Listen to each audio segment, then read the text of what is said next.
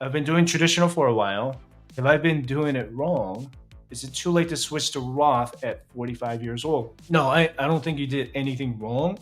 So just remember that I know everybody says, even I said it, right? Employer beats Roth, Roth beats traditional. That's not always the case, but generally speaking, it's all, Roth does come out on top because you get that huge tax break later on.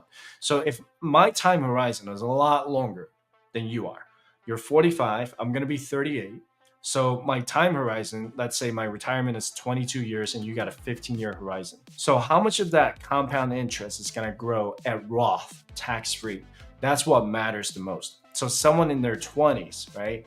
And they say, oh, if I'm 20 years old and I got I don't know, let's say, let me show you this. So let's assume that this whole thing is Roth 401k. All right. So you do a contribution. I'm just going to do 15% here.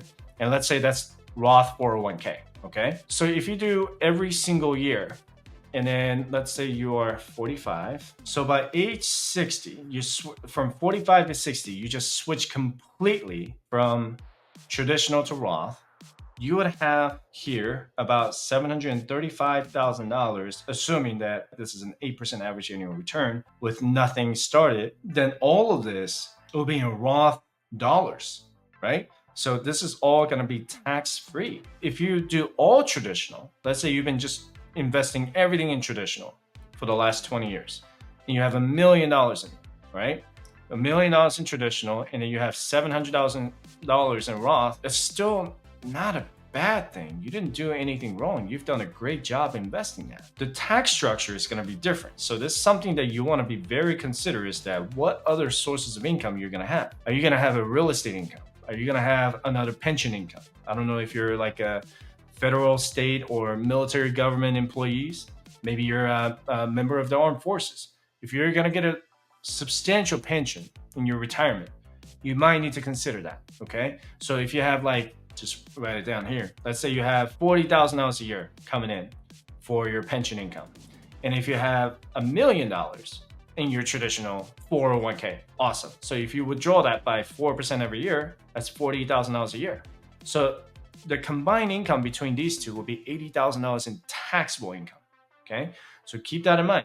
So $80,000 as a married person, that would put you about a 22% marginal tax rate. But if you're a single individual, you're still at 22%, but you're getting close to 24% marginal tax rate. Okay. So you want to keep that in mind. But if you just say, I want to follow the RMD, which is required minimum distributions for the traditional 401k.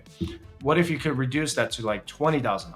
Well, then your tax liability is going to be lower. Okay. You could use the Roth money, and let's say you're going to use Roth to supplement your retirement income. So 20,000 would be taxable.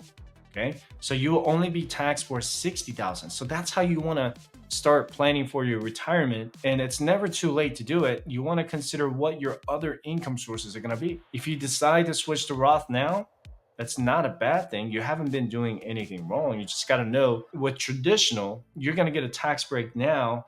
With you're going to get the tax break later. Some people do half and half.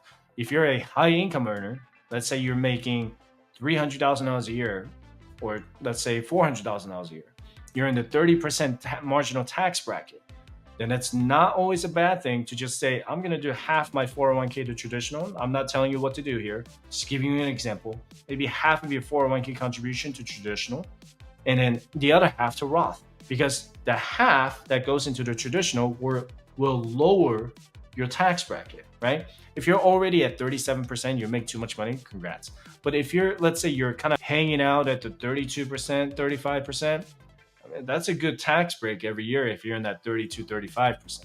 Does that make sense? I hope that makes sense. But yeah, that's kind of what you want to look at when it comes to Roth versus traditional.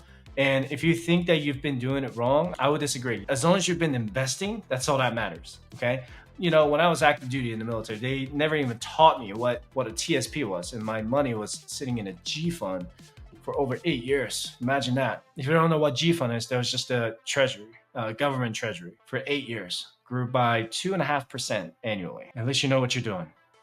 Don't be me. And yeah, That sucked, by the way. That kind of brought me back in memories. But they don't do that anymore. They don't just put money in the G fund anymore. They put it in the target date retirement fund. So it's a good thing. Great question, though. Thank you.